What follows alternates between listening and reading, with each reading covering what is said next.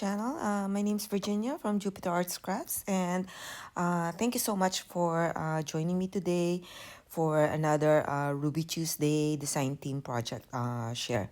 So as you can see, it is a sea themed journal, kind of like a novelty collectible journal in a special scallop shell cover that my daughter actually saves for me from actual food, from actual scallops that is served with shells, and she saves everything for me because she knows that I'll come up with something with it.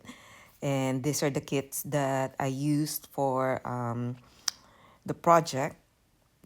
And I have that one piece of slightly bigger scallop shell to the upper left-hand corner that I've been saving for years, and I wanted to make that as a painting surface, but of course never get to it. And when she gave me these sets of scallops shells, I got excited and made it into a book journal. The spine, uh, it has like a hollow spine, but the inside of the spine, I bound it with the PVA binding glue. So let's start with the flip through. So inside the scallop shell, I made a couple of watercolor painting of a sea landscape kind of thing that's shown. If it doesn't look like that, we'll call it an abstract. I have a little odd-shaped pearl. I forgot what's the shape called.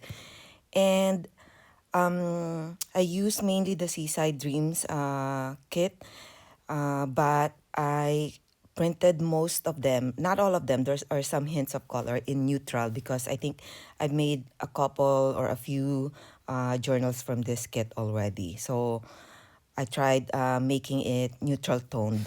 And I traced the shape of the scallop into each of the folded pages to the same size of but I kind of like make them a little bit uneven because I want them kind of like sticking out of the shell. So I got there's a watercolor paper with embossed seashell, but I hand tear all of the pages, and I wanted all the pages to be the edges of the pages to be inked, and I was trying to make a shortcut and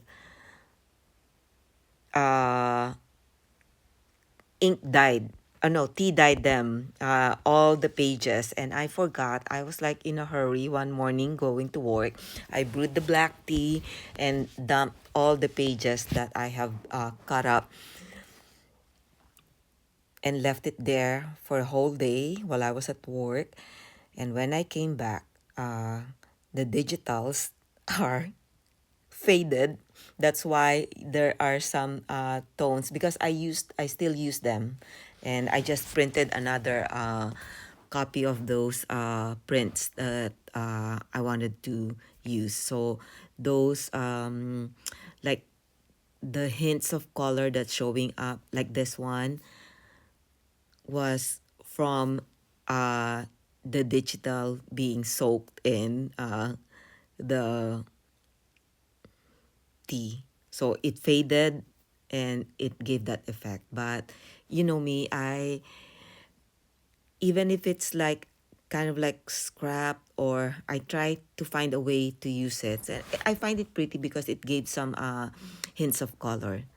And I have this beautiful image. I made a little fishing rod with a little bait and a little pouch of tiny fussy cut fishes from scraps that I tucked in that kind of like a fishnet trim.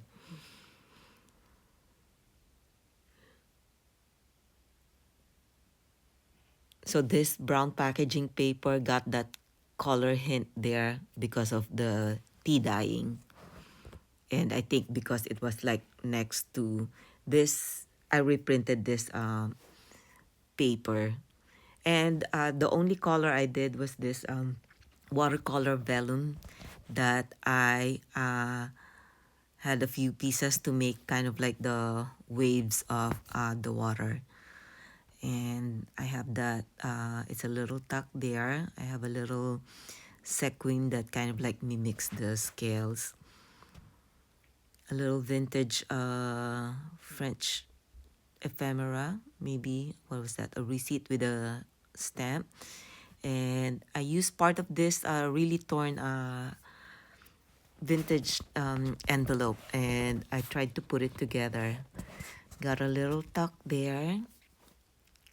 I love these images. This is from the Lady in Blue. I reprinted that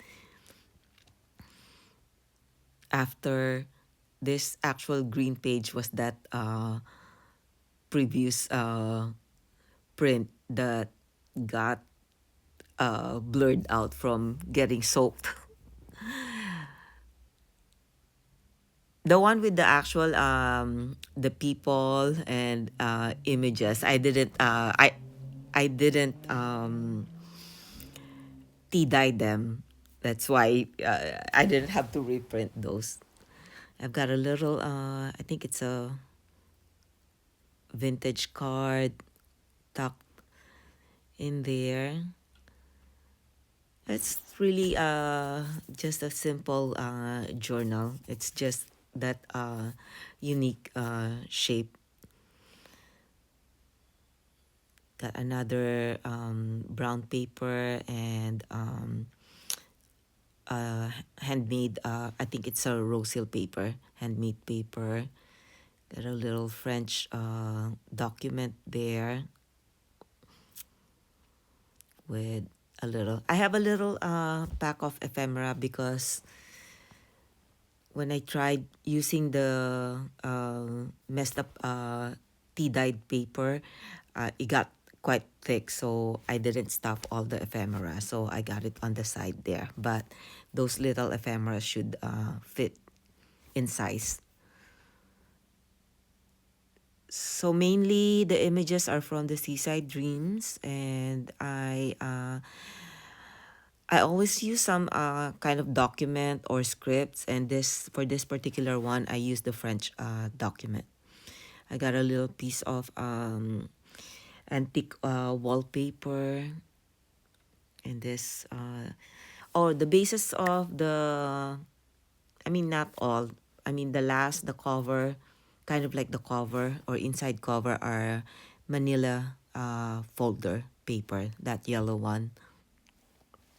On the last page, I have this image that I decoupage or whatever it's called, some actual shells and sand. It doesn't show much, and I have another watercolor painting of a seascape there, and I purposely glued it this way so that when it opens, the image and the painting in the shell is in the same direction. So it can be closed, just the inside. I didn't include the shell in the closure, but it can also be wrapped around. But I feel like it's prettier with the entire shell exposed. And I did not want to drill into the shell because I'm afraid that it might break. So I just have that sewn sari silk from that's also sewn into the binding. I hope you enjoy this project share, and thank you for spending some time with me today, and thank you for watching. You all have a wonderful day, and I'll talk to you in my next project.